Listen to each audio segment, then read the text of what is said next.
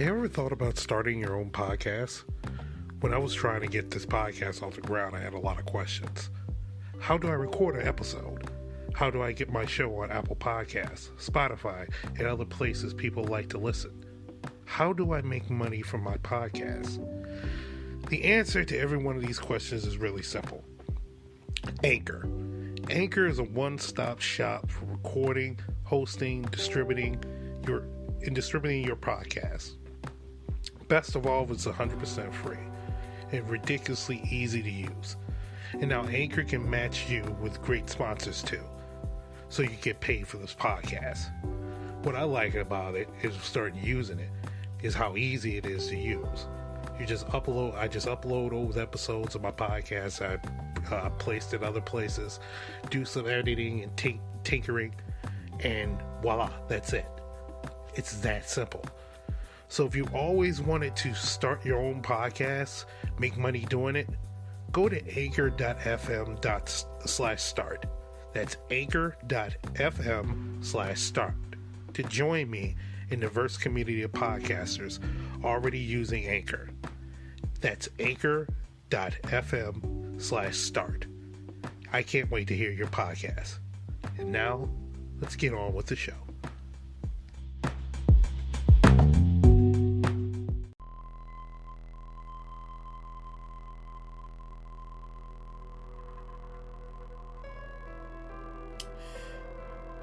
You ever felt you're being watched sometimes?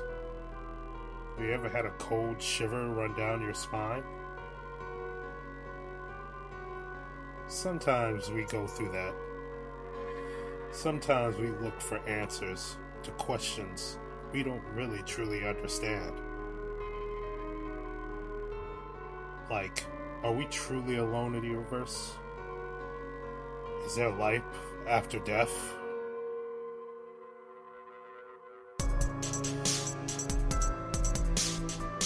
This world is weird. It gets weirder by the day. And in that weird are questions that we have as curious beings known as humans. Tonight, we look into some of those questions and get a little weird. Because we all are just a tad bit weird. Tonight on Weekend Weird.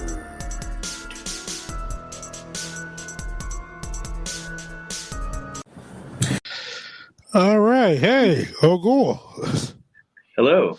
Yay. Welcome to Weekend Weird, a show about the weird and mundane is out this universe. I'm your host, producer, Mr. Everything, RedNick, and I'm joined with me today remotely from someplace far away. It's Mogul. Undisclosed location. Yes. This is weird, man. Yeah, it is. It is. You know what else is weird? This pandemic. Yeah. That's one way to describe it. I mean, yeah, it's just like so many things just feel weird. Mm-hmm. I mean, you can do an entire episode on just the pandemic. It is called Weekend Weird after all, right? Well, yeah, I think next month, we must do this whole thing how damn, that's a great idea. Or maybe just like wait until the vaccines are out and things are somewhat relatively normal so you can make it like a look back or do a 2-part series. Yeah, like during it, like we do it like at the end of the year and sum up with everything that went off at the end of the year. Then when the vaccine comes in and things are back to normal, maybe not just you, but like maybe Meredith and Get Mariah and my brother, get a bunch of people on how this has really affected us. Because this has been horrible. Yeah, it's trash is what it is. Yeah, this is mega trash. This is beyond trash. This is trash to the umpteenth power. This is and like it keeps fluctuating between okay to just bad and worse, and it's like I mean we don't have to get into it too much, but it's just like the pandemic, the economy, the election. Yes. Trump's refusal to concede still. Yes, which is horrible in itself, but it's great that he's gone. Yeah, I mean, it's just. But yeah, we can dedicate a whole episode to this, but it's not that I'm not worried about the election getting overturned or him winning any of these challenges. It's just the fact that he is challenging, which is he's in his legal right to do so. I completely understand that, but it highlights two things. One, the institutions that we thought were sort of bedrocks of American democracy. A lot of it is just built on like an honor system. There has not in the modern times. There has never been a what do we do in case scenario. Right. And then the second disheartening thing is just the Republicans, for political reasons, refuse to come out and like decisively say, "Hey, we lost the presidency." Right. Yeah, I mean, some are saying it. A couple are saying it out loud, but not enough are saying it out loud. Excuse me. Thank you. It's not enough. Yeah, it's not enough. It needs to be a hell of a lot more than what are saying things right now, because it's pointing out, like you said, the frailty and the issues that we have with our current system right now. And two, it's embarrassing. This is embarrassing. You're a grown ass man. You're a 70-year-old man who can't accept defeat. Yeah, like I heard a senator saying, like, what's the worst that can happen if we stroke his ego? It's like, I don't know. We're sort of a laughing stock to the rest of the world, and on top of that, like, America is all about fucking regime change and democracy spreading, right? Which we knew was built on a bunch of lies anyways, but now what footing do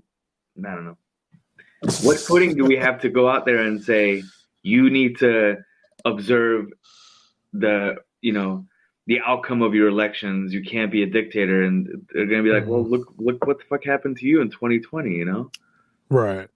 Anyways, that's not what we want to talk about, but it is what it is. But it is still important, and a lot has happened since last episode of the show on the 30th of last month, and still a lot to go on this coming month. But us getting together, we're doing the true crime case.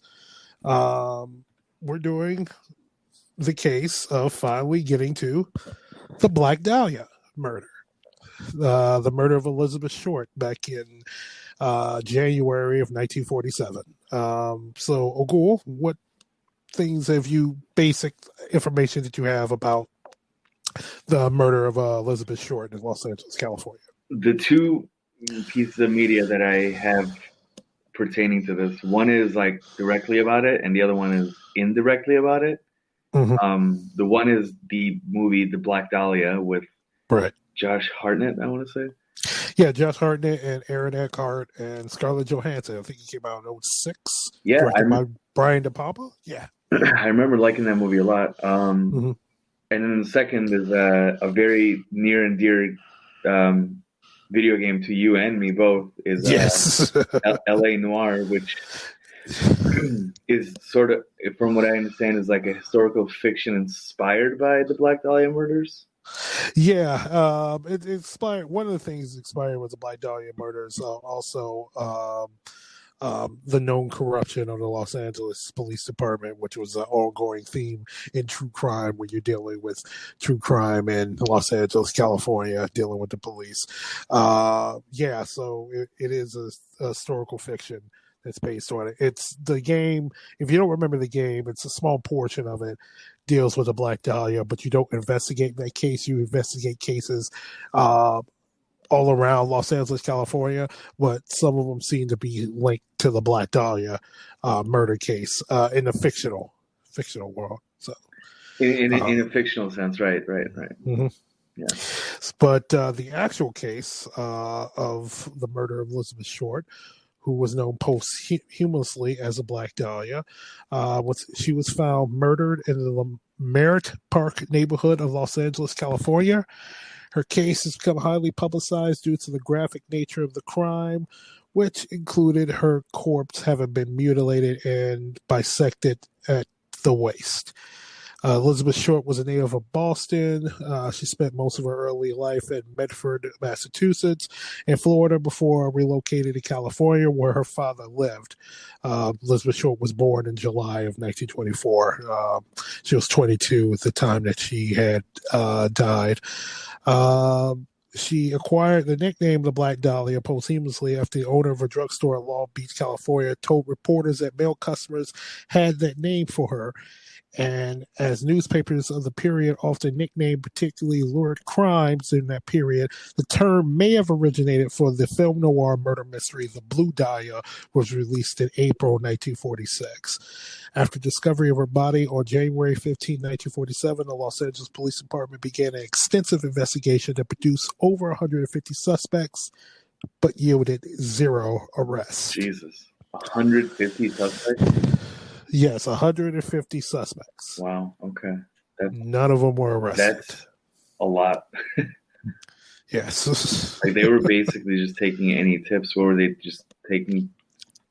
They were going by every lead they could possibly find. I mean, a young girl turns up in the condition that she had turned it up in an undeveloped neighborhood. Now the neighborhood is developed, and where her body was found is the front lawn of a house. Oh, that's wild. But back in 1947, it was an undeveloped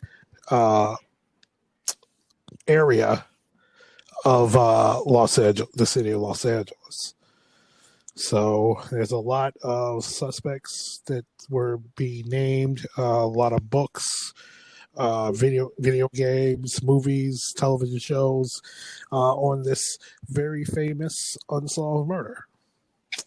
So yeah, I mean, it definitely is one of those murders that transcends just a regular crime, and albeit I think a lot of it is to do with the fact that it happened, one, in Los Angeles, two, it's still unsolved, right, and three, it was kind of a gruesome murder. Yeah, it really was gruesome. So yeah, we're going to get into it here on Weekend Weird. So you ready? Let's do it. All right, let's get to early Elizabeth Short's early life. Like I mentioned before, she was born July of 1924, July 29th to be exact, in the Hyde Park section of Boston, Massachusetts. She was the third of 5 daughters of Cleo and Phoebe May Short. Around 1927, the Short family relocated to Portland, Maine, before settling in Medford, Massachusetts, a suburb of Boston, in that same year. There, Short was raised and spent most of her life. Short's father built miniature golf courses until the 1929 stock market crash, when he lost most of his savings and his family became broke. In 1930, her father's car was found abandoned on the Charleston Bridge, and it was assumed he committed suicide by jumping into the Charles River.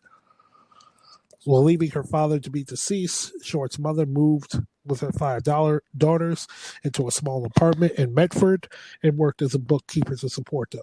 Okay. Yeah. Elizabeth was troubled by bronchitis and severe asthma attacks. She underwent lung surgery at the age of 15 after doctors suggested she relocate to milder climate during the winter months to prevent further respiratory problems. Short's mother then sent her to spend winters in Miami, Florida with family friends. During the next 3 years, Short lived in Florida during the winter months and spent the rest of the year in Medford with his mother and sisters. In her sophomore year, Elizabeth dropped out of Medford High School. In late 1942, Short's mother received a letter of apology from her presumed deceased husband, which revealed the fact he was alive and started a new life in California. So the guy faked his death. No way. So yeah, wow. to get away from everything. In December of at age of 18, Short relocated to Vallejo, California.